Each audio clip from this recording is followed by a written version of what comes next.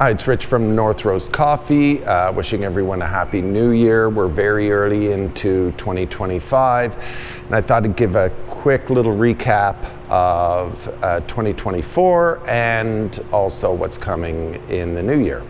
So 2024 was a record year for us, and we grew at a rate of 20%, which is just unbelievable.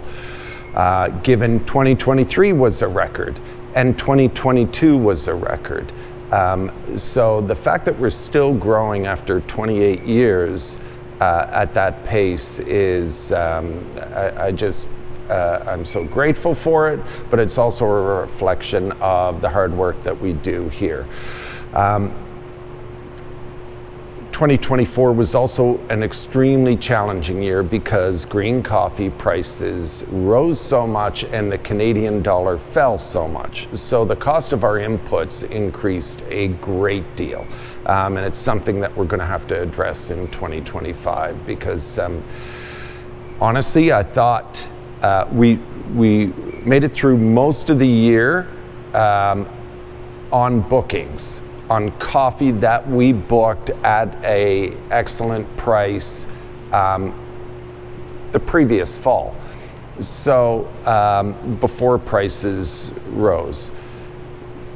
I'm not booking right now because I'm not booking coffee at all-time highs. Why would you? The expectation is we're hoping that prices are going to ease, but they can't get much worse.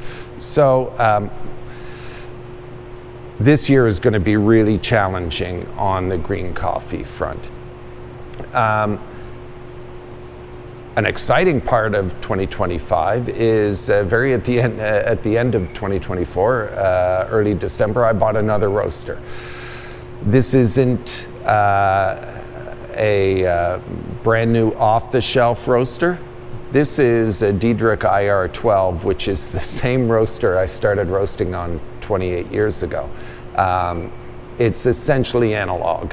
And the reason I'm excited about this is I'm convinced in 5 years, almost all roasters are going to be roasting AI.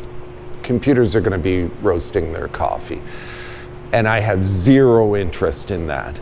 I've got all this stored knowledge, this experience of roasting, and I intend on passing it on to our people. And handing it over to AI means every other coffee company, there's not going to be any point of differentiation. There's not going to be any knowledge. There's going to be marketing and, their stories of how fabulous, whatever is. But the stored knowledge needs to stay with people, not with machinery. And so this roaster is going to be my baby, at least for the foreseeable future.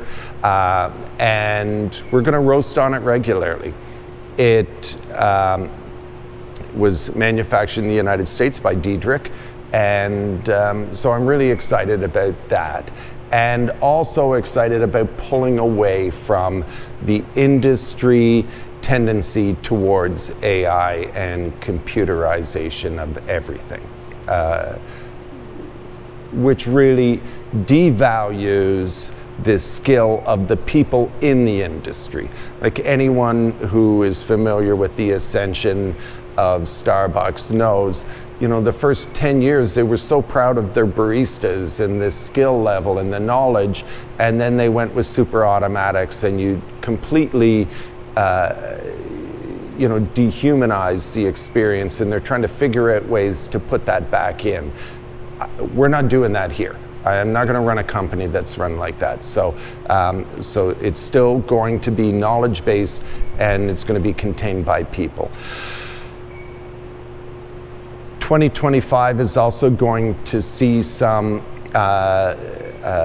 changes in our retail space. We're going to introduce more home machines, and God willing, I'm going to get enough time, pry out some time in my schedule where we can do some instruction. It's something I really, really want to do, but I am so pinched for time with us growing at that rate.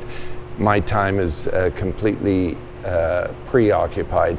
I'm hoping to address that this year and to be able to do some instructions for our customers so that they can take those skills and practice them at home.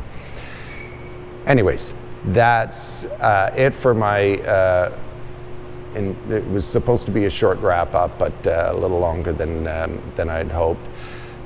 Thank you for watching. If you liked it, I'm going to try and update at least once a month. But there will be lots of videos of the new roaster installation and firing it up. And I'm going to be talking about this roaster. It's going to be very nostalgic for me because, like I said, this is the roaster I started roasting on 28 years ago. Super excited. Okay, thanks a lot.